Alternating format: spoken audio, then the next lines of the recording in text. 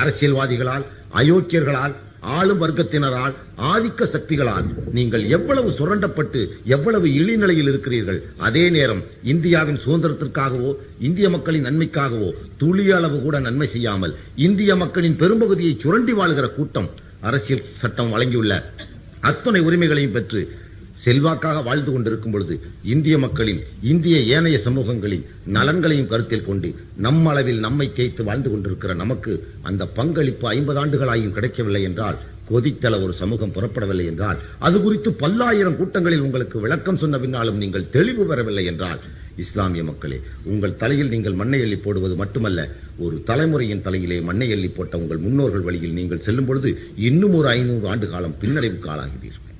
இன்னும் ஒரு 500 ஆண்டு கால பின்னடைவுக்கு நீங்கள் ஆளாகி விடுவீர்கள். இதற்கெல்லாம் காரணம் மற்றவர்கள் அல்ல, நீங்களே. உங்களுக்கு குழி தோண்டி கொண்டது உங்களுடைய இயலாமை, உங்களுடைய முயலாமை, உங்களுடைய புரியாமை. இவைகளாலே நீங்கள் வாழ்க்கையின் பெரும்பகுதியை கழித்து விட்டீர்கள். அதனால் பின்னாடி வரப்போகிற நம்முடைய இளைஞர்கள், நம்முடைய குழந்தைகள், பேரன் பேத்திகளுக்கு நாம் நல்ல பாதைகளை விட்டுச் செல்ல. நான் ஒருவன் அப்படி இருந்துவிடக் கூடாது என்பதற்காக ஒவ்வொரு இரவிலும் உங்களை ஒவ்வொரு நாள் ஒவ்வொரு ஊரில் சந்தித்துக் கொண்டுதான் இருக்கிறேன். எங்காவது இந்த தமிழகத்தின் பூபாகத்தில் எங்காவது ஒரு மூலையிலே என்னுடைய குரல் ஏதாவது ஒரு பள்ளியிலோ அல்லது ஒரு தெருவிலோ கூடி அந்த ஒரு குக்கிராமத்திலே எங்கேயாச்சும் போய் அவனுக்குள்ள உரிமை உணர்வுகள் என்ன என்பதை நான் ஊட்டிவிட்டுக் கொண்டுதான் இருந்தேன். உலகளாவிய உணர்வுகளாகட்டும், மாற்று சமூகத்திலே வருகின்ற தாக்குதலாகட்டும், அவர்களை எல்லாம் கட்டுப்படுத்த ஒரு அமைப்பில்லாமல் அனாதைகள் போல் ஒரு கூட்டம் எவ்வித பிளவும் இல்லாமல் இருந்து கொண்டிருக்கிறார்கள். அதுதான் வேடிக்கை.